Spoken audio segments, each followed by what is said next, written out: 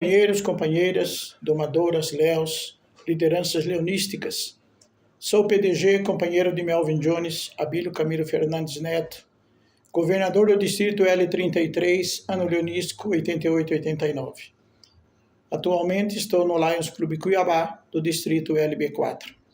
Quero agradecer ao companheiro João Roberto pelo convite para estar presente nesse congresso de liderança, abordando o tema liderança nas organizações educacionais. Esse tema é instigante, novo para mim, desafiador. Inicialmente vou fazer considerações sobre organizações de 3 grandes escritores e pesquisadores. Gibson, 1981, refere-se às organizações como sistemas que perseguem metas e objetivos que podem ser alcançados de modo eficaz, eficiente, pela ação conjunta de indivíduos. Enquanto Maximiano, 1982, diz que uma organização é uma combinação de esforços individuais que tem por finalidade realizar propósitos coletivos. Segundo Chiavenato, 1988, uma organização é um sistema de atividades conscientemente coordenadas de 2 ou mais pessoas a fim de alcançar objetivos específicos. Podemos observar nessas citações a importância das pessoas nas organizações. Entendemos também que onde existem pessoas, existem líderes e liderados. O papel do líder e da forma como exerce a sua liderança contribuirão ou não para a sobrevivência dessa organização.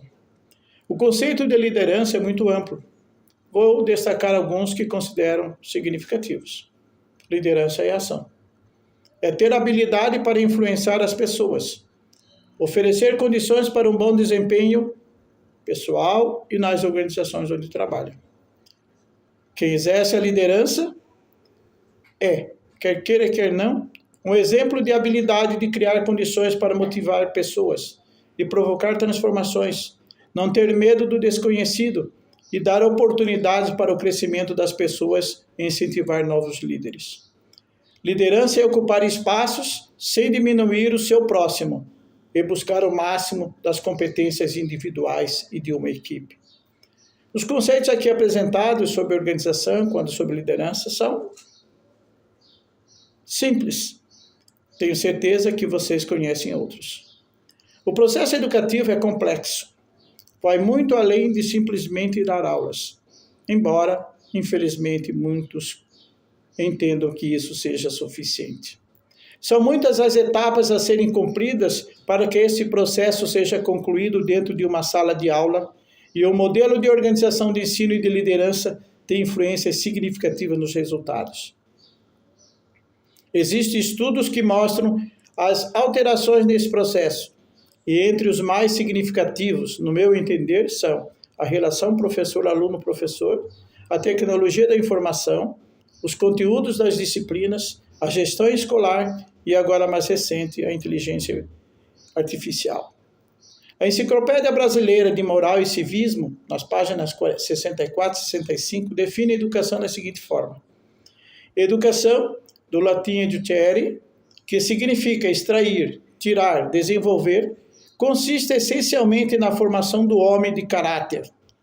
A educação é um processo vital, para a qual concorrem forças naturais e espirituais. Conjugadas pela ação consciente do educador e pela vontade livre do estudante, não pode, pois, ser confundida com o simples desenvolvimento ou crescimento de seres vivos, nem com a mera adaptação do indivíduo ao meio. É a atividade criadora que visa levar o ser humano a realizar as suas potencialidades físicas, morais, espiritual e intelectual. Não se reduz à preparação para fins exclusivamente utilitários, como uma profissão, nem para desenvolvimento de características parciais da personalidade, como um dom artístico, mas abrange o homem integral, em todos os aspectos do seu corpo, da sua alma, ou seja, em toda a extensão de sua vida sensível, espiritual, intelectual, moral, individual, doméstica e social, para elevá-la, regulá-la, aperfeiçoá-la. É um processo contínuo que começa nas origens do ser humano e se estende até a morte. Esse conceito de educação é muito significativo, para que nós possamos refletir sobre o nosso papel.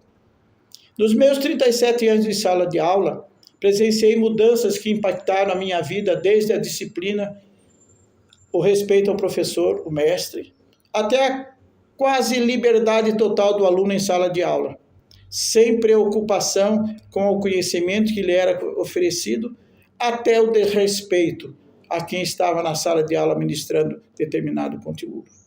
As organizações escolares mudaram, os alunos mudaram, os professores também mudaram, em alguns aspectos positivos, em outros nem tanto.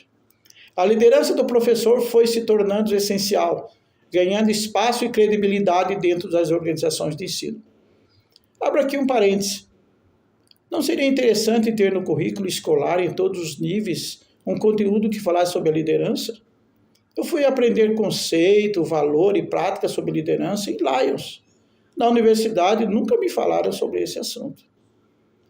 Voltando a falar sobre a liderança do professor em sala de aula, encontro muitas citações de teses de mestrado e doutorado, mostrando a sua importância na formação dos alunos. Porém, fica evidente que existem trabalhos com muita citação teórica, mas poucos exemplos de ação concreta da experiência da liderança por parte do professor. A liderança educativa, que poucos profissionais conhecem, e também algumas lideranças leonísticas, é centrada na formação de organizações de aprendizagem. Quando se fala nesse tipo de liderança, verifica-se que ela está baseada em 2 pontos principais, no processo ensino-aprendizagem e na gestão escolar. É importante dizer que esses aspectos da liderança educativa sempre existiram, mas nem sempre foram utilizados como aspectos transformadores nas organizações escolares. O conceito de liderança escolar pode ser entendido basicamente como o trabalho que a equipe de gestão escolar executa para lidar com conflitos e guiar a instituição de ensino para alcançar seus objetivos dentro dos valores, princípios e missão definidos. Nesse contexto, a liderança se torna uma habilidade fundamental para o sucesso da gestão escolar. Entendo essa gestão como transformadora e não repetidora de normas e métodos ultrapassados. Os alunos de ontem não são os mesmos de hoje. Os gestores e professores, como líderes, devem ter o compromisso com a mudança permanente e buscarem caminhos que levem a organização de ensino nos aspectos administrativos e acadêmicos para uma outra realidade. É essencial criar novas perspectivas de futuro brilhantes, sem esquecer o que já foi realizado. Se for olhar para trás, que seja para ver o quanto Deus já nos deu oportunidade para fazer. As metas e objetivos alcançados devem ser substituídos, levando em consideração a realidade presente. Não se pode olhar para o futuro sem olhar o resultado do passado. O líder deve também assumir a responsabilidade de coordenar o trabalho, entender as demandas organizacionais e da equipe, motivar a todos para darem o máximo pela instituição onde exerce suas atividades. A liderança educativa não pode ficar alheia às mudanças que ocorrem no ambiente escolar, seja de qual nível for. Os conflitos, com certeza, são bem maiores que anteriormente. Sabemos, principalmente em Lions, que a liderança é elemento central para transformações desejadas e verdadeiramente capaz de marcar a diferença, quer nas organizações em geral, quer nas organizações educativas. Acredito que cada vez mais é necessário que a liderança educativa se fortaleça nas organizações de ensino, mas acredito que essas devem estar abertas para que isso venha a ocorrer. Elas não podem ter medo dos líderes que pensam de forma diferente, de decidir desenvolver-se como pessoas, de libertar energia criativa nos seus alunos e colaboradores, de contribuir com a criação de uma sociedade mais solidária e de criar espaços de diálogo para a verdadeira construção de valores partilhados. É necessário que a liderança reconheça que os pais, professores, membros dos órgãos administrativos e alunos têm mais capacidade de tomar decisões baseadas em valores do que em decisões individuais. Em vez de agir de forma calculista e individual, baseados no seu interesse próprio, devemos reconhecer que as pessoas reagem a normas, valores e crenças que definem a qualidade de vida conjunta de grupo que lhes são significativos e importantes. Cada um tem a sua visão e, consequentemente, cada um desenvolve as suas atitudes. Para que as mudanças ocorram dentro das organizações, há necessidade de líderes que buscam permanentemente conhecimentos, que provoquem essas mudanças significativas, que se comprometem com o desenvolvimento de habilidades pessoais tais como comunicação eficaz, trabalho em equipe, confiabilidade, adaptabilidade e flexibilidade, além de ter atitudes para encontrar a sua realização pessoal e de grupo que lidera. Como, por exemplo, ter disciplina, estabelecer objetivos, reconhecer as dificuldades, ter humildade, definir prioridades e equilibrar os seus sentidos. Muitos são os desafios que os novos líderes vão encontrar para exercer a sua liderança, principalmente nesse mundo constante de transformações, quase que instantâneas, de acordo com o papel que vem a desempenhar em uma organização.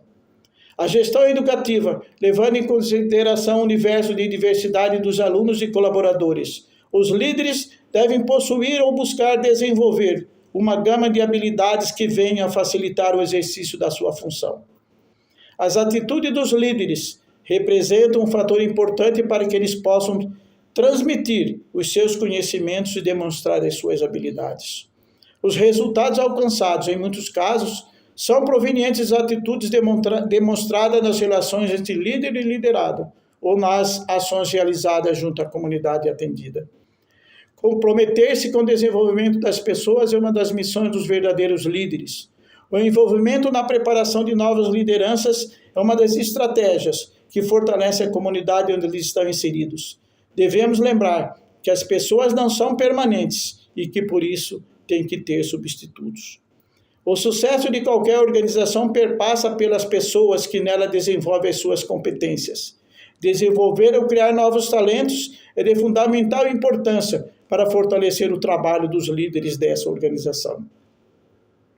Considerando os aspectos da administração relacionados à relação de poder e autoridade, assim como sob o controle dos riscos, o papel do líder e da forma como exerce sua liderança contribuirão ou não para o fortalecimento dessa organização. Finalizando, apresento mais aspectos sobre líder e liderança. Segundo Peter Drucker, 2014, a única verdadeira definição de um líder é alguém que tem seguidores. Um líder eficaz não é alguém que seja amado ou admirado. Ele ou ela é alguém cujos seguidores fazem a coisa certa. A popularidade não é liderança, os resultados, sim. De acordo com Chiavenato e Robbins, 2002-2005, a ideia central do conceito de liderança é a de que liderar é um método que influencia pessoas, não importando o tamanho da equipe, seja de apenas 2 indivíduos ou de grupos maiores. Max de Pree, 1989, considera a liderança uma arte de livrar as pessoas para cometerem o que exige delas, do jeito mais eficiente e humano possível. Na visão de Kaplan e Norton, 2004, a habilidade de liderar especificamente na gestão de mudanças é uma condição fundamental para que uma organização orientada estabeleça a sua estratégia. Deixar as suas pegadas na formação de novos líderes e de organizações fortes é um trabalho prazeroso que os líderes educacionais que pensam no futuro devem ter em mente. Porém, não é apenas isso. Eles devem criar marcas que os identifiquem no futuro como agentes que fizeram parte da vida das pessoas e das organizações, que entenderam suas diferenças e que as amaram, criando laços de eternas amizades e de exemplos de confiança e certeza de um futuro brilhante. Agradeço mais uma vez ao PDG João Roberto pela oportunidade de estar conversando com vocês.